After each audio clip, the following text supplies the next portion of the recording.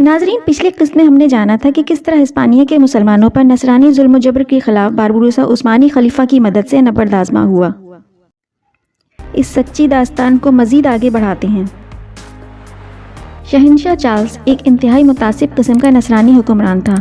وہ کسی صورت گوارا نہیں کرتا تھا کہ خیر الدین جیسی بحری قوت الجزائر کو اپنا مسکن بنائے، کیونکہ وہاں سے آبنائے جبل الطارق بہت قریب تھی اور وہیں سے ہو کر دنیا کے خزانے اسپین آتے تھے اور باربروسا ان خزانوں پر حملہ آور ہو سکتا تھا۔ شہنشاہ نے باربروسا کا مقابلہ کرنے کے لیے ایک بہترین اور انتہائی تجربہ کار کمانڈر کا انتخاب کیا جس کا نام اندریا دوریا تھا۔ اس نے اسے حکم دیا کہ باربروسا کو زندہ یا مردہ گرفتار کرے۔ دوسری طرف عثمانی سلطنت میں تبدیلی آ چکی تھی اور سلیمان بطور خلیفہ منتخب ہو گیا تھا۔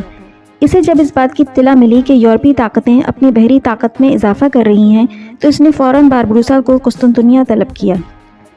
باربروسا نے قسطنطنیہ جاتے ہوئے ایک عجیب راستہ اختیار کیا۔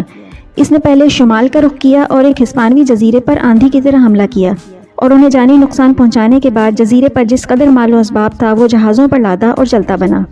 اس کے بعد اس نے جنوب مشرق کا رخ کیا جہاں کے بارے میں اس سے اطلاع ملی تھی کہ چند جہاز اناج لے کر جا رہے ہیں۔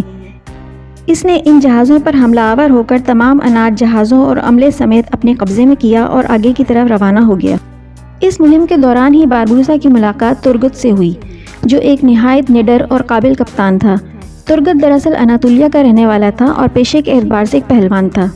پہلوانی سے پیسہ کمانے کے بعد ایک کشتی خرید کر اپنے چند ساتھیوں کے ساتھ مل کر ہسپانیہ کے مظلوم مسلمانوں کو ہسپانیہ سے نکالنے کا کام کر رہا تھا۔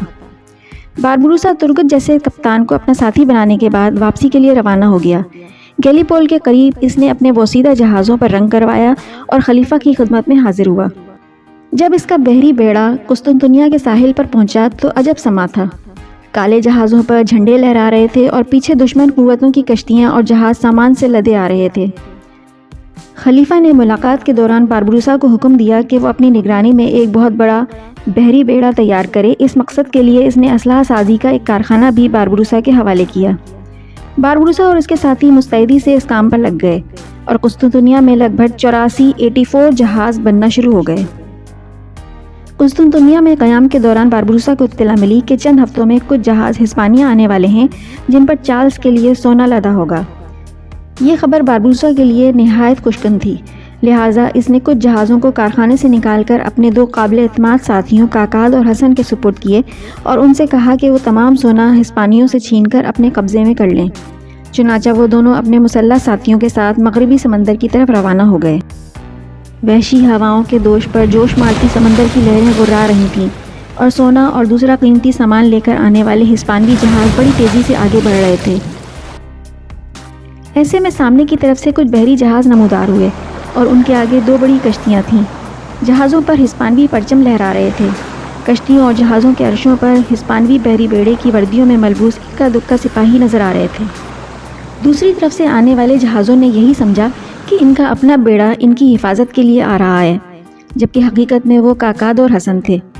قریب آ کر حسن اور کاکاد کے جہاز 2 حصوں میں بٹ گئے۔ ہسپانوی یہی سمجھے کہ ان کا حفاظتی بیڑا انہیں اپنے حصار میں لے رہا ہے۔ یہ صورتحال ہسپانیوں کے لیے بہت خوشکن تھی، لہٰذا وہ سب استقبال کے لیے جہازوں کے عرشوں پر آن کھڑے ہوئے اور یہی ان کی سب سے بڑی غلطی تھی۔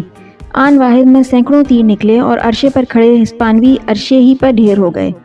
اس کے بعد مسلمان ملاح تیزی سے سونے سے لدے جہازوں میں گھس گئے اور بچے کچے ہسپانیوں کو ٹھکانے لگانے کے بعد جہازوں پر اپنا کنٹرول سنبھال کر واپسی کی طرف روانہ ہو گئے۔ اگر آپ کو ہماری ویڈیو پسند آئی ہے تو اسے لائک کریں، دوستوں کے ساتھ شیئر کریں اور کمنٹ سیکشن میں اپنی رائے سے آگاہ ضرور کریں۔